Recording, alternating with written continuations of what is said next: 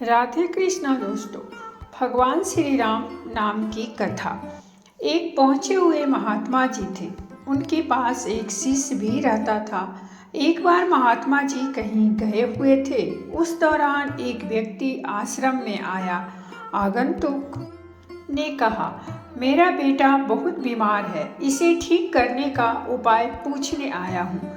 शिष्य ने बताया कि महात्मा जी तो नहीं हैं, आप कल आइए। आगंतुक बहुत दूर से और बड़ी आस लेकर आया था। उसने शिष्य से कहा, आप भी तो महात्मा जी के शिष्य हैं, आप ही कोई उपाय बता दें, बड़ी कृपा होगी।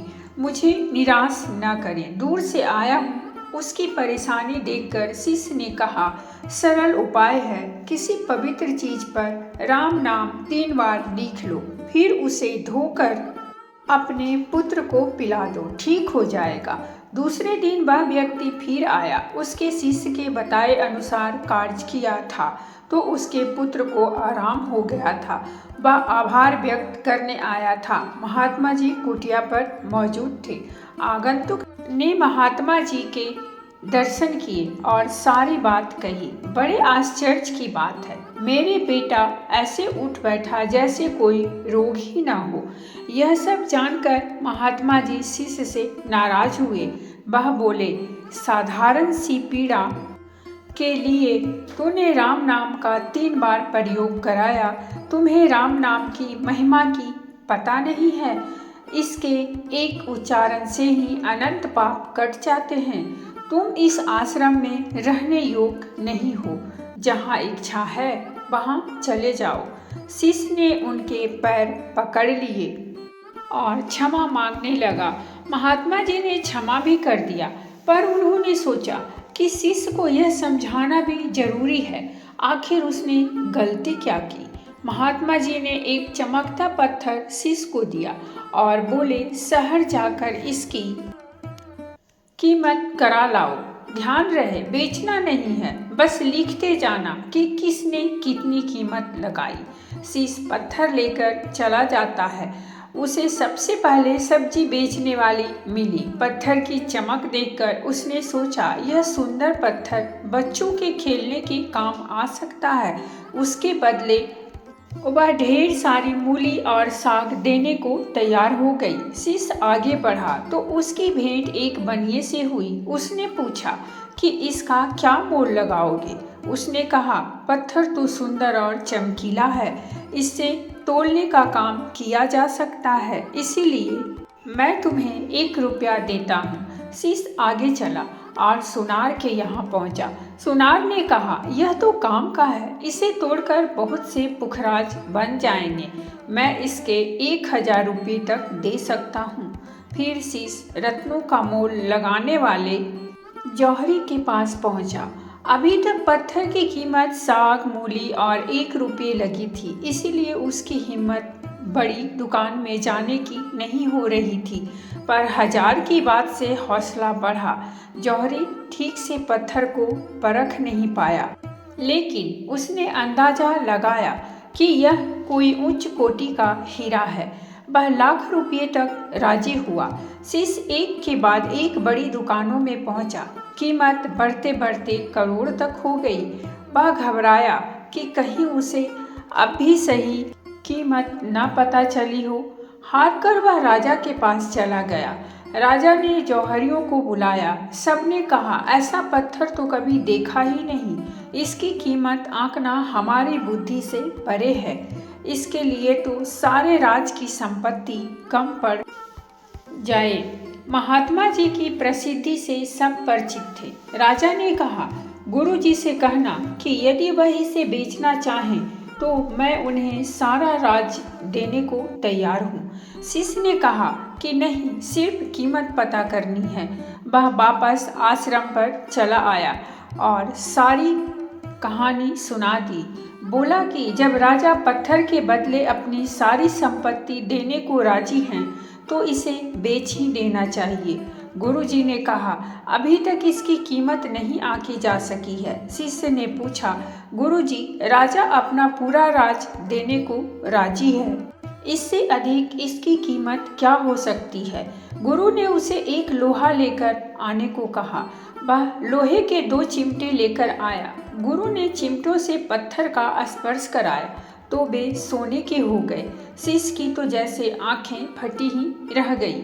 गुरुजी ने पूछा, तुमने इस पत्थर का चमत्कार देखा, अब बोलो इसकी क्या कीमत होनी चाहिए। शिष्य बोला, संसार में हर चीज की कीमत सोने से लगती है, पर जो स्वयं सोना बनाता हो उसका मोल कैसे लगे। महात्मा जी बोले, यह पारस है, इससे स्पर्श करते ही लोहे जैसी कुरूप और कठोर चीज भी सोने जैसी चमकदार और लचीली बन जाती है। भगवान के नाम की महिमा भी कुछ ऐसी ही है। इस पारस के प्रयोग से तो केवल जड़ पदार्थ प्राप्त हो सकते हैं जो नश्वर हैं, परमात्मा तक तो यह भी नहीं पहुंचा सकता। लेकिन राम नाम तो आनंद का मार्ग है, इसका मोल पहचानो। जिस नाम के प्रभाव से भव सागर पार करता है, उस प्रभु को मामूली सी परेशानी में बुला लेना उचित नहीं। राम नाम का प्रयोग सोच समझकर करना चाहिए। इसी तरह तुम्हारी अपनी कीमत, इंसान को अपनी कीमत का तब तक पता नहीं चलता जब तक उसे सही पहचानने वाला न मिले। सोचो कितनी बड़ी बात कही महात्मा जी ने। आपकी क्या कीमत है उसे सही पहचानने वाला नहीं मिला।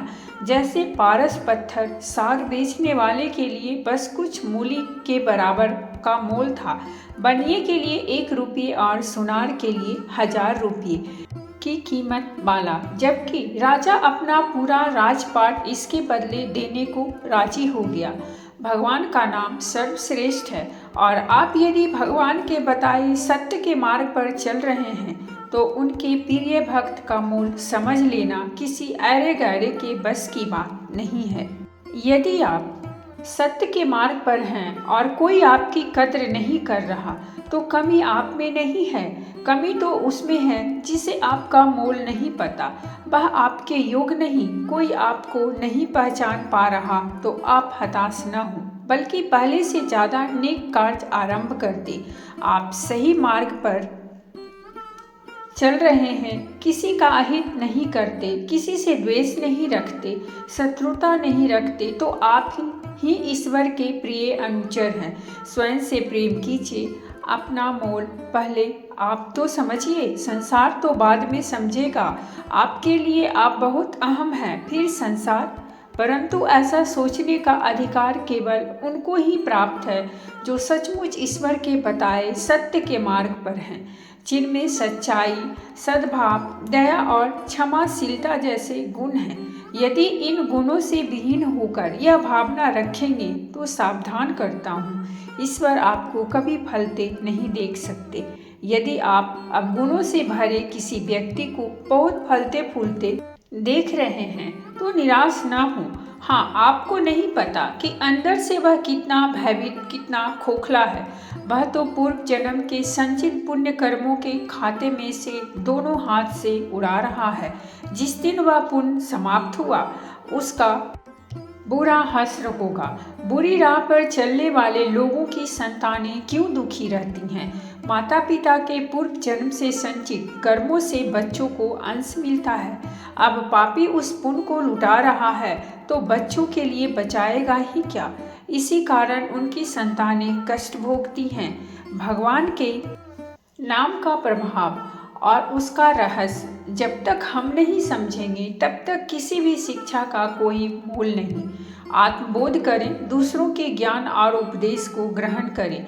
कहीं ऐसा ना हो कि किसी अभिमान में आप ऐसे जौहरी को ठुकरा रहे हैं जो आप में पारस देखता है। आत्मा की अनुभूति का होना आवश्यक है। जिनकी आत्मा सुसुप्त अवस्था में होती है उनको आत्मा की उपस्थिति का अनुभव नहीं होता।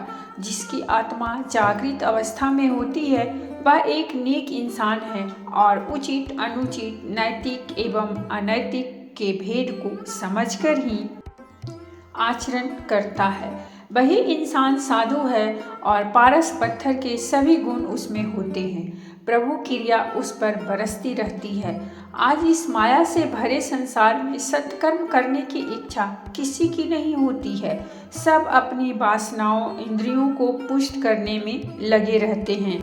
प्रभु कृपा होने पर ही जीव की सत्कर्म करने की इच्छा जागृत होती है। जय श्री हरि। तो दोस्तों, ये थी हमारी आज की कहानी, और अगर कहानी अच्छी लगी हो तो प्लीज़ हमारे चैनल को सब्सक्राइब कीजिए, वीडियो को लाइक और शेयर जरूर कीजिए। कहानी सुनने के लिए बहुत बहुत धन्यवाद। मिलते हैं हम एक नई कहानी के साथ।